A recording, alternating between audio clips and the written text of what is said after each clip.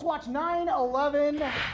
It is a Monday, and after an epic collapse against the Broncos and their playoff hopes hanging by a thread, the Colts took care of business at home against the Titans on Sunday.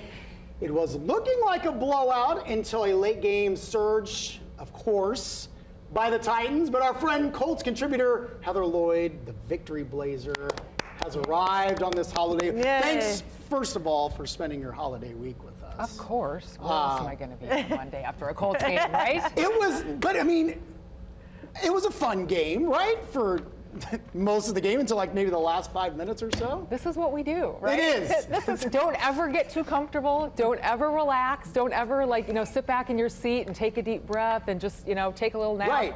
No. We'll take the win, though. We'll always take a win. We'll always take a divisional win. This one came courtesy of the Colts running game. Mm-hmm. It was ground and pound for the Colts for a franchise record of 335 yards, led, of course, by Jonathan Taylor, who had 29 carries for 218 yards and 3 touchdowns. Ooh. Taylor redeemed himself after the drop last week and ran that first touchdown all the way into the tunnel with the ball in his hands. For the third time in his career, Taylor went over 1,000 yards for the season and moved into second all-time in rushing yards for the Colts, right behind Edgerrin James. That's pretty good company. Taylor said Christmas came early for him, and instead of giving credit to the big guy in the red suit, he gave credit to the big guys up front. We've said it all season long that the Colts offensive line has battled through injuries, different lineups. They pull through again and again, and credit for them for doing that again on Sunday. Well, I'm glad to see that he held on to the ball.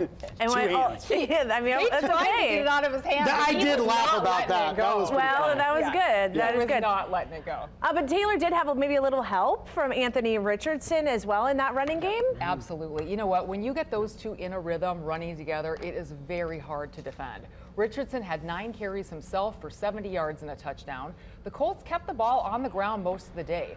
Richardson was 7 of 11 for 131 passing yards. He had 1 interception, and after that, they grounded him, literally. While he's still trying to improve his accuracy throwing, I feel like this is kind of the approach they're going to take. Use his legs while he's working on his arm. It's going to leave them a little one-dimensional at times, but it will keep the defenders guessing. He can throw a deep ball every once in a while. He'll also keep us guessing, wondering which team's going to come up with it. But this is where the Colts are at right now. It was enough to beat a 3-win team and move on to 7-8 for the season. Okay, here's the thing with the Colts. I love my team. But, the defense, it was great. But then they always get us a little worried when we get into the second half. And the game yesterday was no different. They have to keep it interesting for us, right? This is a pattern. Late in the third quarter, the Colts were up 38-7. It was starting to look like a potential blowout, right? But before we knew it, we were worried about a fourth quarter collapse. From late in the third quarter to late in the fourth, the Titans scored 3 touchdowns and 2 two-point conversions. What did the Colts do during that time? Missed a field goal. Now a 1-score game. Kenny Moore intercepted Mason Rudolph to end the game at 38-30. That was the second interception of the day for him. DeForest Buckner had a few big plays, including a really well-timed sack.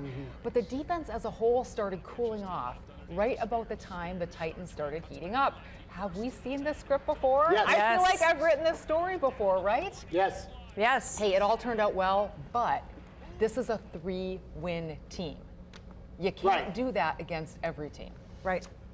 Friend of the program, I know, is on with AC quite a bit. You know him well. Derek Schultz wrote appropriately on X yesterday, "Why is this team so weird?" I know. Why can't they just be normal? Right? Just be normal. They really are. Okay, so here's the deal, though. We've got 2 games left, right? The Colts need to win out to keep their playoff hopes alive. They go on the road out east, a stadium they already played in once this year with the New York Football Giants, Heather.